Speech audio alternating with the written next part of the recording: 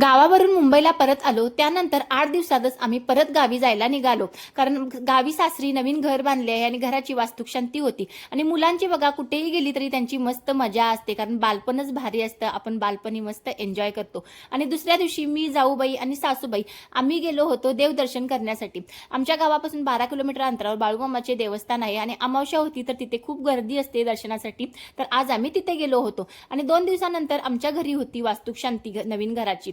तर असे हे होमची पूर्ण मांडणी केली होती पूजेची. कारण आधी एक दिवस होम होता आणि दुसऱ्या दिवशी सत्यनारायण पूजा होती. तर नदीवरून घागरी भरून आल्या होत्या, तर त्या अशा ओवाळून आतमध्ये घेतल्या आणि त्यानंतर आम्ही आलो मुंबईला. तर मुंबईला आल्यानंतर आमची अशी ही कामाची गडबड होती, कारण खूप सारी शॉपिंग बाकी होती मुलांची, स्कूलची वगैरे. कारण जशी स्कूलमधून लिस्ट येते तसंच काही म्हणजे खरेदी करावं लागतं. तर आल्यानंतर खूप अशी धावपळ झाली सगळी खरेदी वगैरे, कारण मुलांचे बॅग्स वगैरे घ्यायचे होते, त्यांना कपडे घ्यायचे होते. आणि त्या दिवशी आम्ही गेलो होतो थोडं बाहेर जेवण करण्यासाठी. तर एक नवीन हॉटेल झाले आहे तिथे. मिस्टर बोलले आम्ही जाऊया, खूप छान क्वालिटी आहे जेवणाची वगैरे आणि खूप हायजेनिक आहे. तर आम्ही अशी ही थाळी मागवली होती. तर चला आजचा व्हिडिओ इथेच एंड करते. व्हिडिओ आवडला तर लाईक, शेअर आणि सबस्क्राईब करा. भेटूया दुसऱ्या व्हिडिओमध्ये. Bye bye.